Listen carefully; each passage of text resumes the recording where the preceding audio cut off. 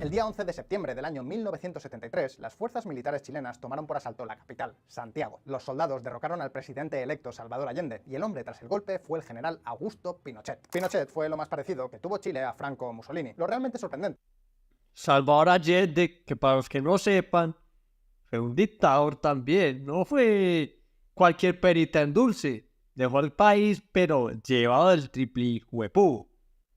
Hay un libro de Nicolás Márquez que es buenísimo, que habla sobre Salvador Allende y esclarece mucho la figura que no se habla mucho de él y ha estado muy ensombrecida, pero fue un dictador también, cosa seria. es que a pesar de que los dictadores europeos han pasado a la historia como líderes despreciables, hoy en día Pinochet es visto por muchos como un auténtico héroe.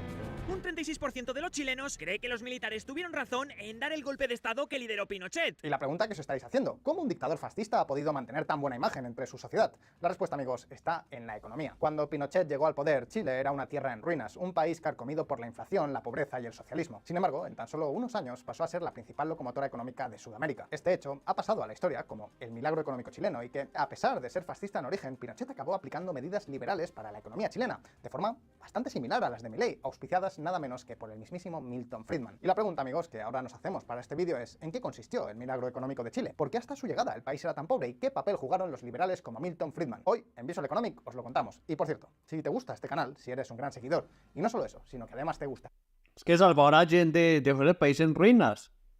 Él no tenía sino políticas socialistas, pero que en realidad era, mijo, robar poder, depender de Rusia, y cuando Rusia dejó de mandar money, el país se acabó porque no tenía ningún tipo de política real.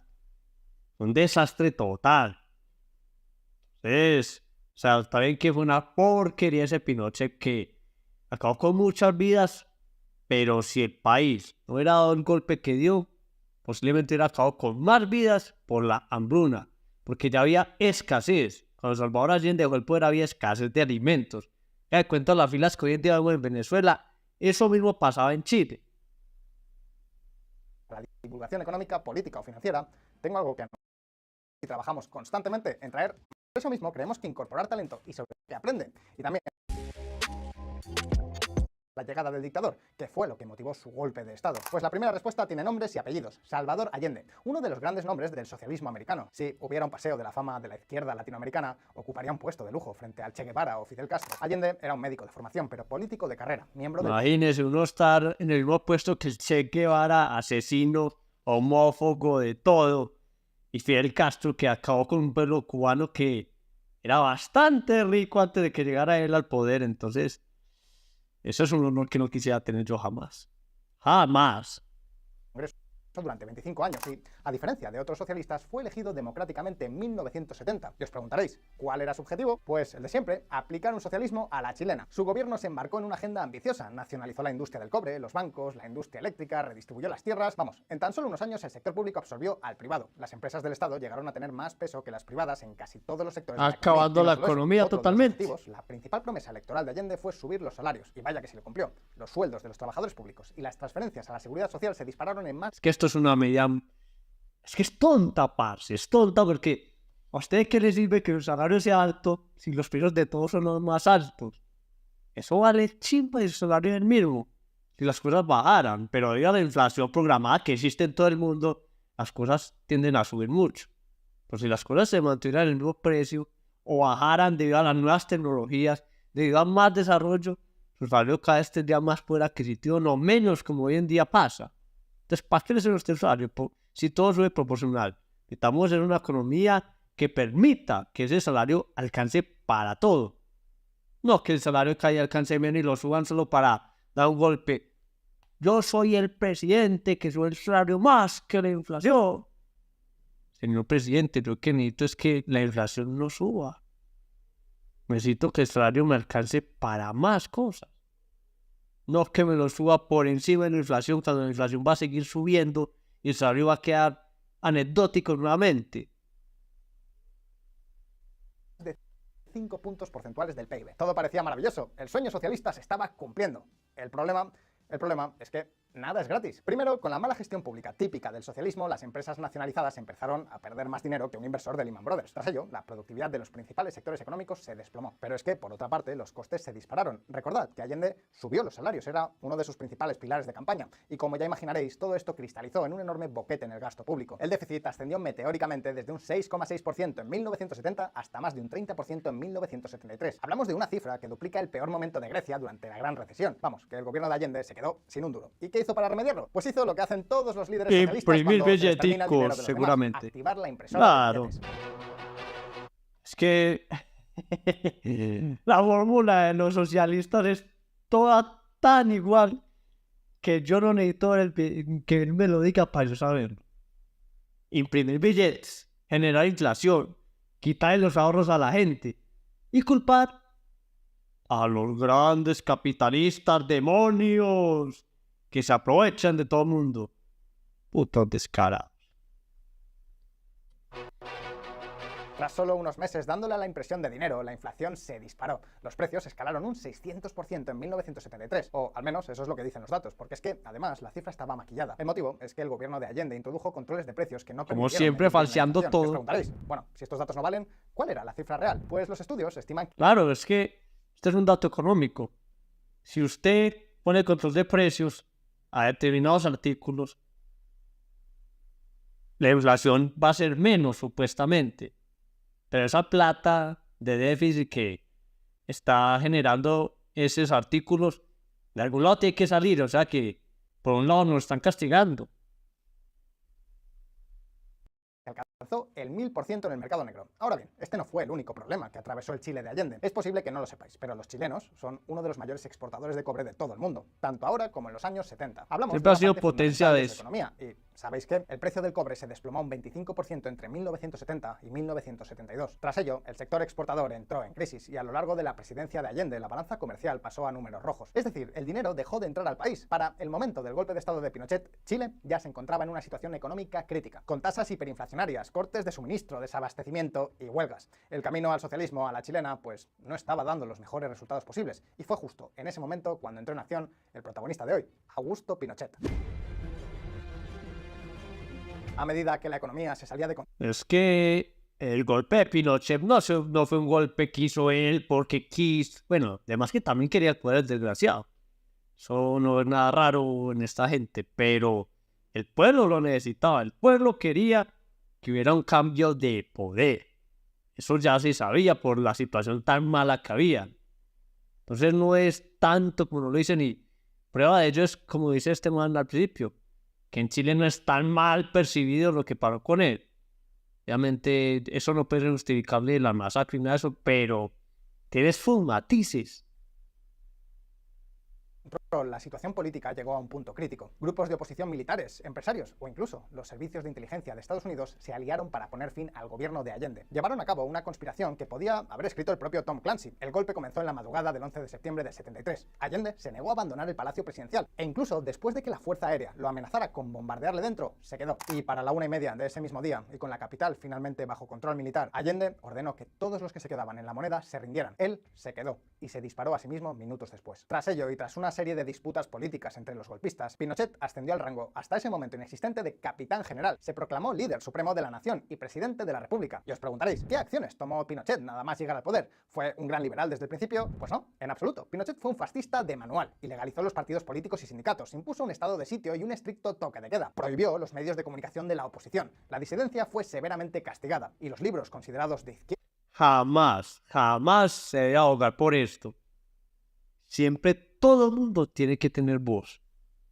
A menos de que sea algo con respecto a los niños, cosas legales con respecto a los niños, que eso sí, no le da voz a nadie. Los niños no se tocan. De resto, las ideas deben tener voz. Las ideas no se pueden apagar a punta de represión, se tienen que apagar a punta de otras ideas. A punta de contrarrestar ideas y sacar la conclusión de cuál es la más correcta. Jamás se debe reprimir una idea, jamás se debe callar a alguien por exponer su punto de vista. Se debe contraatacar con otras ideas. Y hacer imponer nuestro punto de vista a base de argumentos, a base de razones, no a base de amenazas, ni a base de insultos, ni de esas cosas.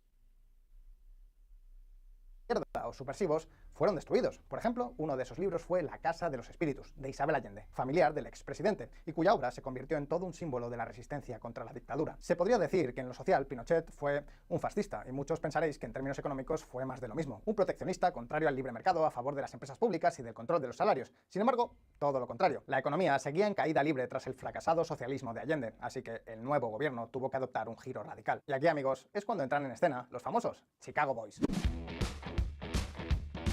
Los Chicago Boys fueron un grupo de economistas chilenos que cursaron sus estudios en Estados Unidos bajo el ala de economistas como Milton Friedman. Friedman fue uno de los economistas y uno de los liberales más importantes de la historia, premio Nobel y, por cierto, uno de los referentes del actual presidente Javier Milei. Hablamos de un tipo completamente contrario al socialismo. Entre sus prioridades se encontraba la lucha contra la inflación, la apertura de los mercados y, por supuesto, la libertad de empresa y la propiedad privada. Pues bien, cuando los Chicago Boys regresaron a Chile tras estudiar con él, iniciaron una revolución liberal para arreglar el país. La pregunta es, ¿cómo lo hicieron? Primero, crearon un extenso programa económico con todas las ideas de su renovación. Hablamos de un programa... Pues me imagino, antes de que explique, me imagino que las empresas estatales las volvieron empresas privadas. O sea, las vendieron a los privados para que ellos mismos las manejaran. Imagino que todo lo que pudieron volver privado lo volvieron privado.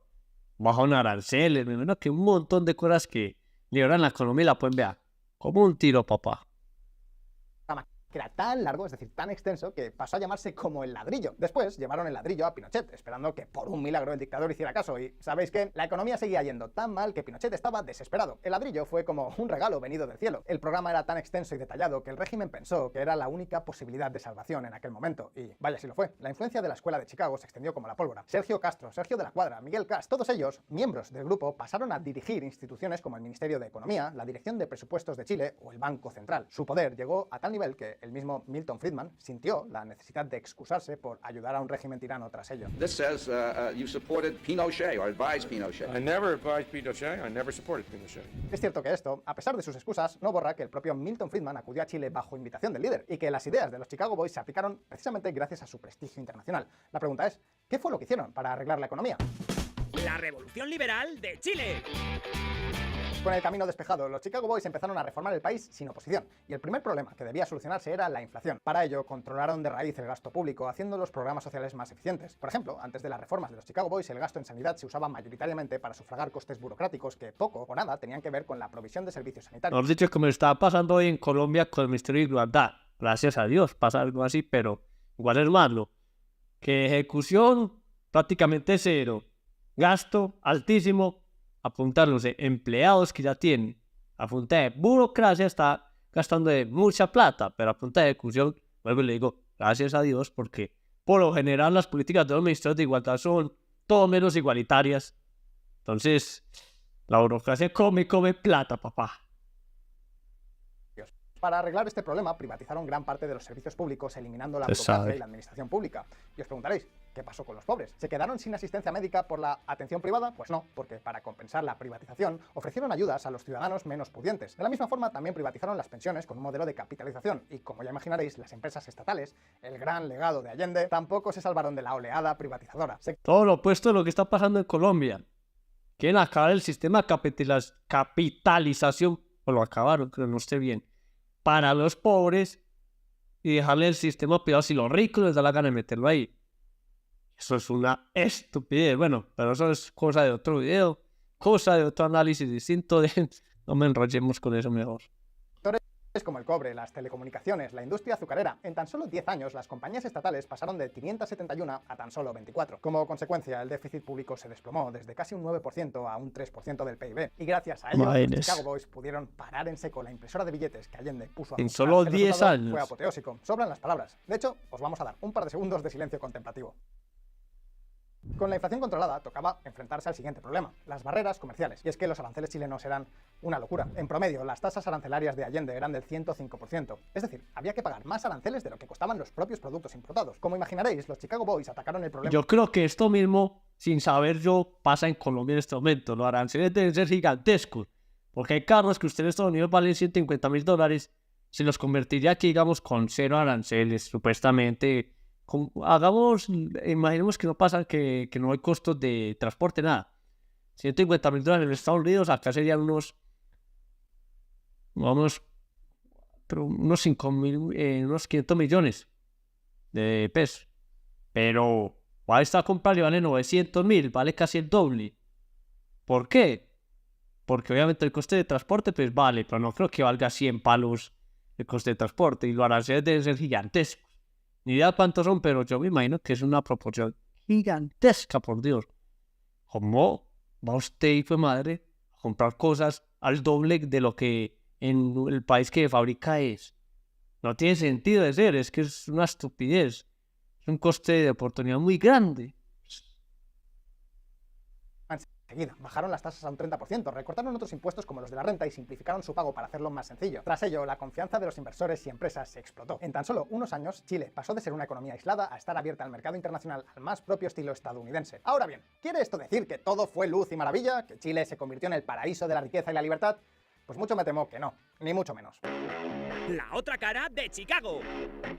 ¿Dónde está lo Los malo Chicago que hay Boys que eran conocerlo? liberales, sí, pero hasta cierto punto. Chile seguía teniendo una banca central intervencionista, y ejemplo de ello fue el tipo de cambio fijo. Los pesos chilenos, al igual que sucede ahora en Argentina, tenían un tipo de cambio oficial. Siempre mantenían su relación con el dólar. Y diréis, ¿dónde está el problema? El problema es que el peso, cuyo valor el gobierno cebaba para mantenerlo al nivel del dólar, acabó siendo muy pero que muy caro. La confianza inicial en la economía chilena trajo muchos dólares a Chile. Sin embargo, este exceso de dólares hizo que los precios en dólares acabaran siendo más baratos que los precios en pesos. Es decir, que si con un dólar te comprabas una barra de pan, si luego transformabas ese dólar a pesos con el tipo de cambio oficial sobrevalorado, los pesos que obtenías no te daban suficiente para comprar el pan. En otras palabras, que el gobierno mantenía el peso artificialmente caro, con menor poder adquisitivo. Si tú cambiabas tus pesos por dólares, ganabas poder adquisitivo. ¿Y qué implicó eso? Pues que nadie quería comprar pesos. Y claro, si nadie los quería, pues Se nadie evalúa. podía comprar en Chile. Y si nadie compraba en Chile, las exportaciones se hundían a la vez que las importaciones se disparaban. El resultado fue una balanza comercial en cifras negativas. Al mismo tiempo, como nadie quería pesos, muchas entidades bancarias empezaron a prestarlos. El tipo de interés se desplomó. Eso inició una burbuja de inversiones especulativas y una descomunal burbuja financiera. Al final, todo estalló en 1982 con la bancarrota de entidades financieras como Banco de Talca, Banco Español Chile o Banco Linares. La economía experimentó una fuerte caída y puso en entredicho el modelo del régimen hasta aquel momento. Y justo aquí, amigos, es cuando apareció un nuevo protagonista para solucionar la crisis,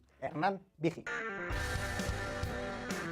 Hernán Vigi era economista, educado en Estados Unidos y fue nombrado ministro de... Mejor dicho, lo que las pruebas nos dicen, podríamos concluir un poquito, es que en términos económicos, lo que es una libertad prácticamente total de mercado, es lo que hay que hacer. En términos económicos. En términos sociales tengo mis serias dudas que todavía no he podido afianzar totalmente. Pero en términos económicos yo prácticamente estoy muy convencido de que el Estado no debe intervenir prácticamente para nada.